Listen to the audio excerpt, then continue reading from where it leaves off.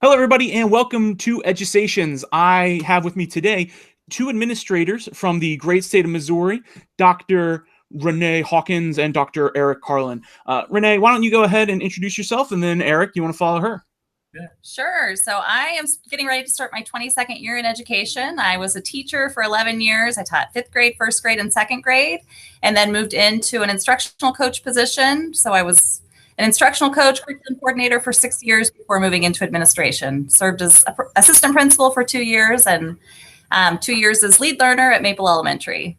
I have 3 children. I don't know how much you want to know, Phil, but I can keep going. Tell us as much as you want to share. Yeah, I love it. 3 children. My oldest is in college, just finished her first year, wants to be a music teacher. So awesome. following in the footsteps of education. My son is a junior and my youngest daughter is going to be a freshman. And then I have a husband who's a psychotherapist and keeps us all sane. And I have just started my 8th year in education. So I taught 5th grade for 5 years before starting the administration route, and I am going in my 3rd year of administration as assistant principal at Maple with Renee. Fun fact, we were in our doctorate together for a year and a half before, so we really were able to kind of start right off the bat with strong culture and teamwork. I have 3 kids, 3 boys, Michael, Caleb, and Luke, 6, 4, and soon to be 1. So it's very busy and a fun place to be. My wife, Lori, is formerly a nurse and now stays home with our kiddos, and no pets or anything like that. But yeah, so that's a little bit about me. That's awesome. So I had no idea that you were in the same doctorate program. I think that that's really cool that your school has 2 doctorates for a principal and an assistant principal. Usually it's one or none. How do you think that's benefited your faculty having all that knowledge at your fingertips? Well, I don't know so much about knowledge, but I think because, like Eric alluded, we were in the same doctorate program. We had done projects together. We knew we worked well together. Eric, of course, still had to prove himself in front of a panel of teachers in our district, and he earned assistant principal. But I think knowing each other coming into that role did make it easier. We were able to hit the ground running and get going. Yeah, and I'd say a lot of those ideas in our doctorate program through William Woods University was great because we were in a cohort with like 12 other educators that all are all around the region. So, we're sharing ideas, sharing the same type of students. So a lot of the things that we did were super relevant, and I think that kind of translates into the building and the different initiatives and things that we do. So yeah, definitely. So and before that, you were both elementary school teachers, and at some point something clicked, and you thought, there's another way that I can serve students. How did making that step, or what did it take? What was that light bulb moment whenever you thought, I want to jump into this administration sphere of influence in education? I'll go. Let me go first. Okay. So I was teaching 5th grade for 2.5 years in a large school district. And there was some turmoil, and the, administration honestly was kind of going through a rough time. And so when I switched districts, I was just finishing my master's in teaching English as a second language. And I had to do a project where basically an action research paper. And so I dove deep into that with new administrators, new teachers, and I did the 4-square vocabulary approach on RTI, and worked with 15 teachers. And, through that 6 months of writing that paper and doing those things, it really created a fire for working with other educators, seeing how other administrators, run a building, and how administration should look like. And so my personality is to just kind of jump in right away. And so I immediately enrolled in my specialist and joined a cohort after graduation. And then from there, dual enrolled in my doctorate about a year later, and then just kept plugging away and doing everything that I needed to get ready for that first administration job, and I've not regretted it once. That sounds really cool. Amazing. So yeah. And how about you? I had no desire to be a principal. When I first started, I was just happy being a teacher, but it's funny because I think back, one of my really good friends, my first year of teaching, said, she taught kindergarten and I taught fifth. She said, "You're going to be a principal someday." And I was like, "No, you're crazy. I'm not going to be a principal."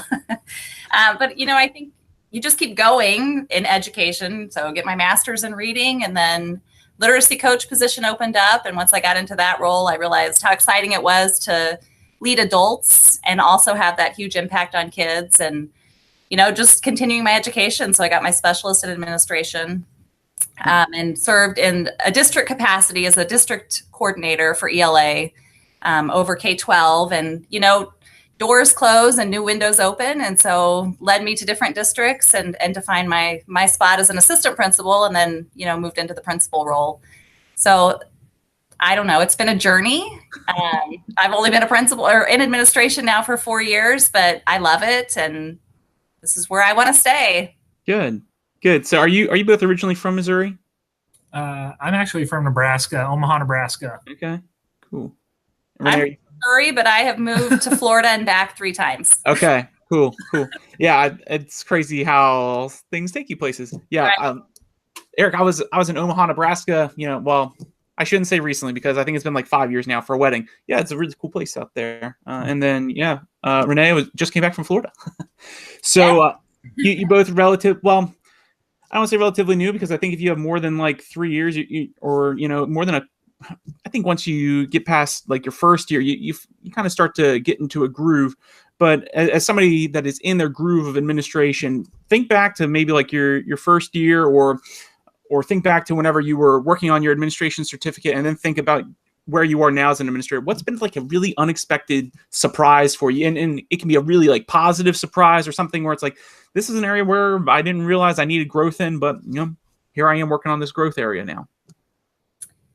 I can remember just being nervous about calling parents, having hard conversations with parents at the beginning, and it comes with experience. And now, you realize we're all on the same team and we're all here to help kids. And so this conversation isn't going to be as hard as I think it is. And, just you all want to help them out, right? Right. Same team. How about you, Eric? Yeah, so I would probably piggyback off of that. A lot of times I didn't have very many issues with parents when I was in the classroom. I had my, 20 students that I worked on and worked with, and the parents were great and everybody loved me. And my first year going in, I had a few situations right off the bat that kind of stopped me in my tracks and had my heart pounding. Oh. But nowadays, or going in my third year, I have a whole new mindset of that concept of reaching out or having those difficult conversations. But we pick up the phone 15 times a day to make different phone calls positive, and some just obviously with discipline. But how often I didn't reach to the phone, as a teacher. So that's kind of been a big shift, or a mind shift for me, to just go ahead and reach out, even if it's going to be hard. Those conversations need to happen, and it makes it better moving forward. So, and our motto is to over communicate. Right. That's a good motto to have in our line of business. I love these positive phone calls coming from administration. Why don't you tell the viewers a little bit more about that? Yeah. So actually, I read Adam Welcome's book, Kids Deserve It. And that's where the idea was born. So I read it in the spring a couple of years ago and came back and said, we're going to start these, especially with the end of the year. And, we run into behavior issues at the end of the year. So we started those. And I think the first year, maybe we had 100, but last year we had close to 400 positive phone calls. Yeah. And then we even started them with teachers too. So teachers could refer each other for a Principal Pride Award, and we would call one of their family members in front of them, in front of the class, and award them the certificate. That's awesome. That's awesome. Let me tell you, there's nothing better than calling and changing that dialogue. Oftentimes we have an open house or a tour, and people walk by the office or my office and say, "That's where you go when you get in trouble," or "You better not be in there, or else you're going to be." And it's like, no, we want you to come to the office. We want to be approachable. We want this to be a dialogue that's positive from the office. And so those Principal Pride certificates have really taken hold of that idea that, positivity can come from administration, and we can make an impact still, not being a classroom teacher, but on communicating with parents about things that are going well. And I tell you, Renee and I were talking about this yesterday. Incoming kindergartner, we did it during summer school. We co-led summer school and had 120 kindergartners that are coming into our district, and we did principal prides. And one of the moms said, "Yeah, she got a principal pride certificate. I was so excited." And just once again, if their first interaction from school is a positive, what a difference that's going to make when we go into this next school year. And it's a great thing to do for kids, and it's great for us. It's fun to make those phone calls. Right. And it breaks up that connotation that unfortunately TV has put on that, like, school is a very regimented routine, very strict, firm. Teachers yell at you if you get out of line. No, I'm hard pressed to think of a school that does that in 2018. You're right. Those positive phone calls change the dialogue. They change that message. They give those kids hope and this desire to come to school instead of, doing what I did in 5th grade because I didn't like my 5th grade teacher. I would sit by the heater to raise my temperature so I could say, "Mom, I can't go to school. I have a fever." Like that's awesome. That's what you're doing. Well, when we opened it up to teachers also, we had some students nominating their teachers. That's cool. Yeah. Did the teachers know which students nominated them, or was that kept anonymous? No, they did. That's cool. That helps make that connection there. So you do over communicate, and it's a great thing. One of the ways that you do that is through your podcast, ShareMo EDU, one of my favorite podcasts to listen to, and I like that I can watch it too. By the way, why don't you tell us about like what led you to make it? What were some of the steps that you did or that you followed through as you started to create it, and so on and so forth? Give us a story. Sure. So I guess over Christmas vacation last year, over the holiday break, I was really active on Twitter.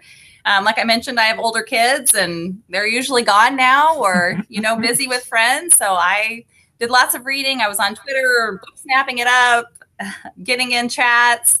And Adam Welcome direct messaged me and said, "Hey, what are you doing? You should be doing more. What are you doing?" And I said, "Well, actually, I'm really good. I'm getting ready to renovate a school and open up to new grade levels and new teachers, new students. I'm pretty good." And he was like, "No, you need to do more. You need to blog more. You need to start a podcast." So I was like, "Oh," just started thinking about it. And then, told Eric, "You're doing this with me." Luckily he's easy to pull along. Yeah. So, and then Adam said, "Let me call you. Let me help you get started." And so he gave us lots of tips to get started and then continued to text and say, "When's it airing? When's episode 1? Come on." That's awesome. Yeah. So it took about probably a month and a half of planning and kind of working through things. Something that we tend to do or try to do with anything is kind of hone our craft by checking out others on Twitter, checking out other podcasts. We had a huge running Google Doc of questions we liked or other people's questions that they used. Or formats. Yeah. And just kind of make it work for us, but building on the great resources that we have at our fingertips. And then we aired our first episode on February 1st with Adam Welcome. And we have a 6-month special episode on August 1st that's airing with Adam. So it's been really cool. So, one of the really cool things too about your podcast is that a lot of people go onto iTunes, they click and then they listen. But, as I had alluded to earlier, click on yours and they get to see you. How do you think creating like a video podcast has helped you connect to viewers or share your messages? Let me put it this way. We just did a podcast with Tara Martin. Loved it.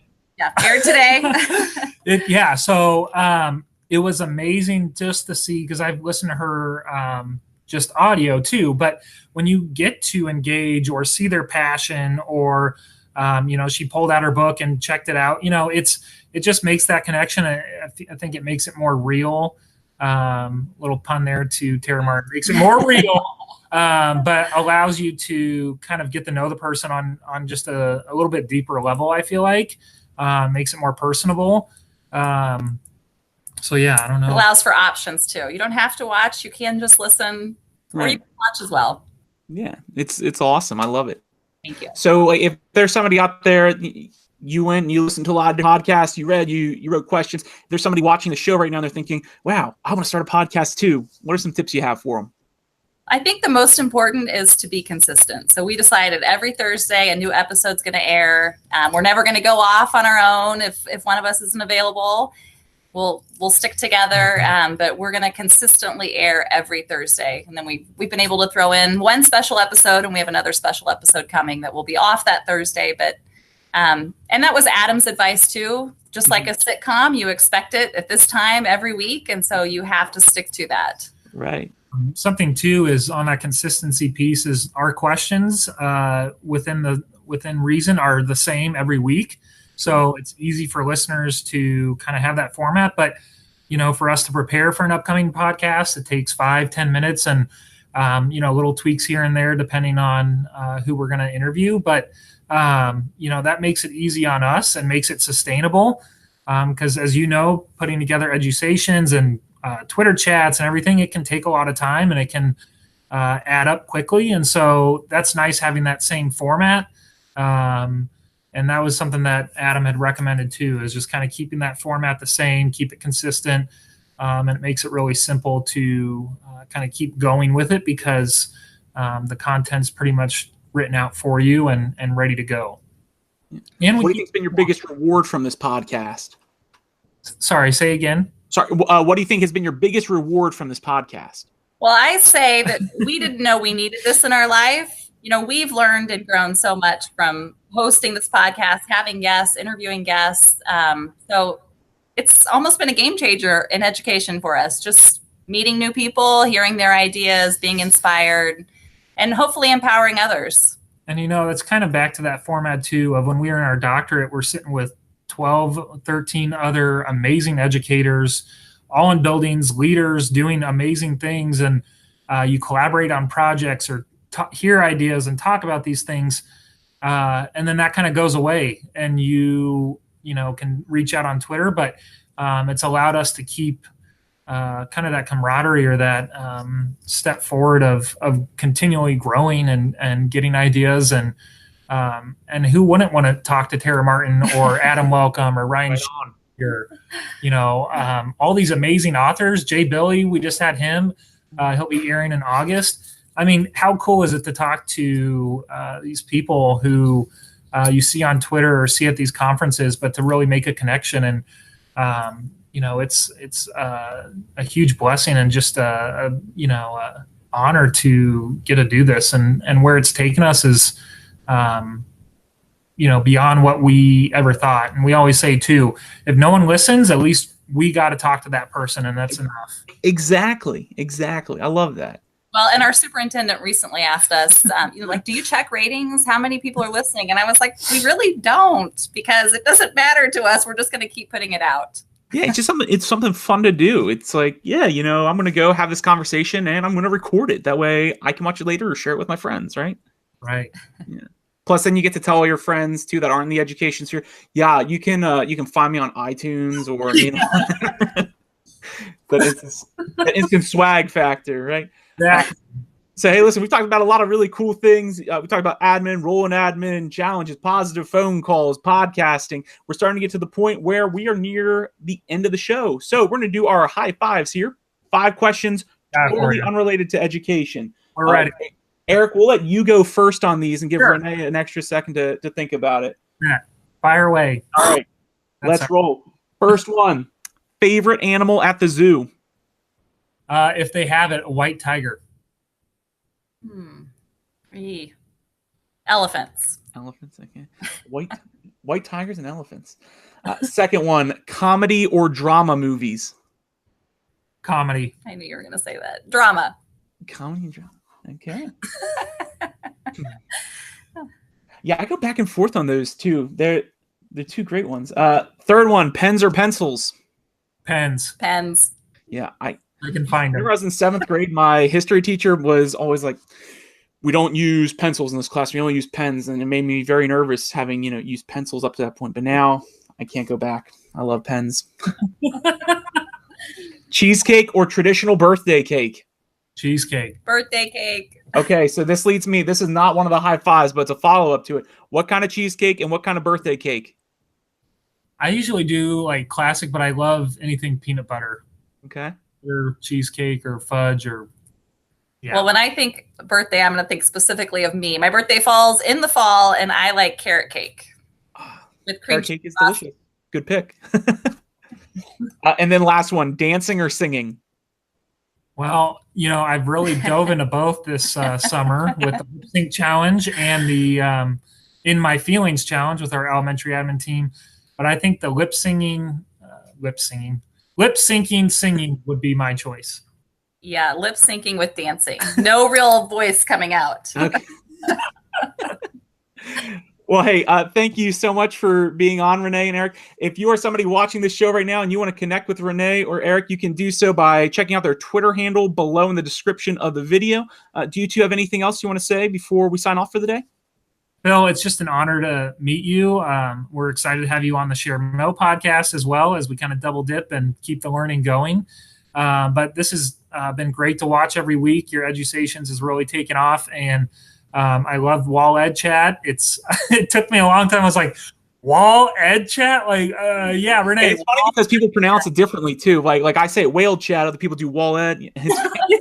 Depending on where you're at in the country, I guess. So, but no, it's. I would just tell anyone who's listening: keep connecting, keep reaching out, keep sharing ideas, and keep share Mo. Yeah.